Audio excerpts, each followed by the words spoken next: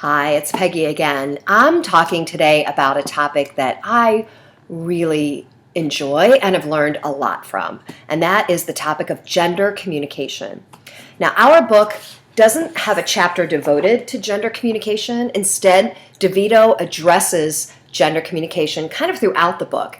He mentions a little bit in listening when he talks about rapport talk versus report talk on page 163, and he talks about it in the nonverbal chapter, but almost all of the research he's quoting is by the author that you're looking at on your screen right now, where my slide says, based on the work of Deborah Tannen.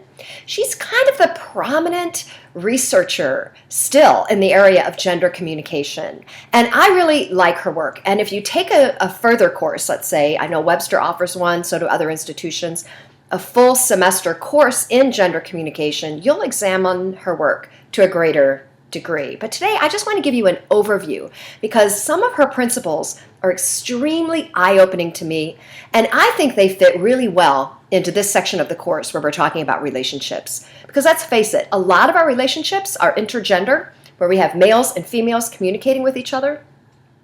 The philosophy of Tannen's work is that we are socialized in America in very different ways. And it's kind of hard to argue. And those ways tend to exhibit themselves in patterns of our communication. So I want to go on record first thing by saying men and women are not different biologically in how we communicate. We're different in the patterns that we tend to express, and those patterns seem to be a result of our socialization. So as I talk about these patterns, you'll find that some of them ring true for you. You're like, wow, that sounds like me, or that sounds like other people I communicate with. And there'll be other patterns that don't ring true for you at all. So I invite you to listen and see what fits you, and see what fits other people that you know, and just carry this information with you through your communication life, because it can help maybe explain, or let's say help us navigate some of our conflicts. So Deborah Tannen is a linguist at Georgetown University. A linguist means that she studies primarily the socialized use of language. She's written a couple of books, and that's how I first encountered her. I found this book, which is, sorry, this is reversed for you, but it's called You Just Don't Understand Women and Men in Conversation. And this was my first exposure to her work. I really enjoyed it. And then she's written a couple of others, but this one I also would recommend. It's called Talking 9 to 5, and it takes the principles of her first book and some of the things I'm going to talk to you about today and applies them to the workplace. So the subtitle is How Women's and Men's Conversation Styles Affect Who Gets Heard, Who Gets Credit, and What Gets Done at Work. So I think they're really interesting. I don't think anything about this is going to make you feel uncomfortable or defensive, but I will say that some people have reacted to this information in not a fully embracing way. And there are patterns about female communication that I don't like. But I think it's important for me to be aware of those patterns so I can notice them in my own communication and know when it might be diminishing my power as a communicator. And there might be things, if you are male, about male communication that you do and don't like. And I think it's important for you just to be aware of those patterns as they come out in your own behavior. So again, not all women and men fit these patterns. And furthermore, we should say that there's nothing inherently good or bad about any of the patterns. But as a culture, we do tend to ascribe additional value to some of them. And I think you'll begin to figure that out. Okay, so like the other videos, this is going to come in segments because they can't be longer than about 14 minutes or I can't upload them. All right, well, let's get started. So if this, here we go, if this quote rings true for you as it does for me, then you know what I mean when I say that sometimes the genders have trouble communicating with each other. So I love this quote because it says, I don't know what I said that sparked a crisis. Words are like drops of acid on a burn. And what that means is that in human communication, we can talk about our communication. Animals can't do that. They can communicate, but they can't communicate about their communication, and we can. And you've had this experience when someone has said to you, honey, we need to talk. And then the more you talk, about what you're talking about, the more difficult it gets and the more cluttered it gets. And that's because our communication is self-reflexive. We can talk about our talk. And that is where the problems begin. Well, speaking of where the problems begin, Tannen tells us that actually the principles begin in the way we are socialized as boys or girls in this country. I should say this culture because it's many countries. Now, you might think about how you identify as either male or female, but also think about how you were raised through your first 10 or 12 years as either male or female, because those are very formative years, and we're socialized in fairly, I don't want to say strict ways, but definitely different ways as males and females in our culture. So here's Tannen's principle. Bottom line, we treat boys differently than we treat girls. Now, I don't like that, and I want to fight that in my own treatment of boys and girls, but I can't help but notice it. And if you have little kids in your life, like I have little kids in my life, I have little nieces and nephews, you can see that there are differences in the way that they play. For instance, and although they play together a lot of the time, most of the time we see boys play with boys and girls play with boys. Again, we might not like that, but that's the pattern that we see. I live across the street from an elementary school. It's a Catholic grade school, and I work part-time, so sometimes I'm home during the day, and sometimes the kids are out on the playground, and I might be walking my dogs around, that block, and I just can't help but notice that this is so true, that you just notice all the boys are over on one side doing their thing, and girls are on the other side doing their thing. So they tend to play apart, and they tend to play differently, and their use of language is different. So we want to take this first segment of the video is going to take a look at that.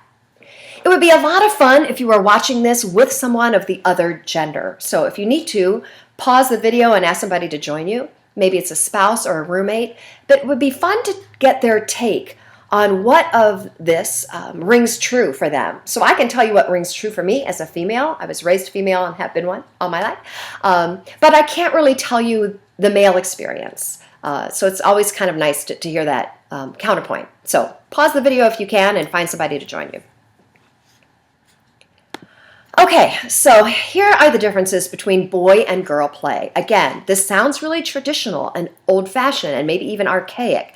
But as I talk to student groups, I just did this a month ago with another class, so much of this still rings true today. So these are the items that we might say are more attributed to boy play.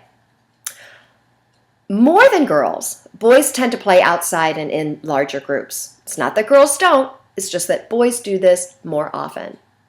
When boys play, their games tend to have a leader, and that leader tells people what they can do and what they can't do. Boys can achieve status by giving orders, by telling people what to do, but they can also achieve status by being funny.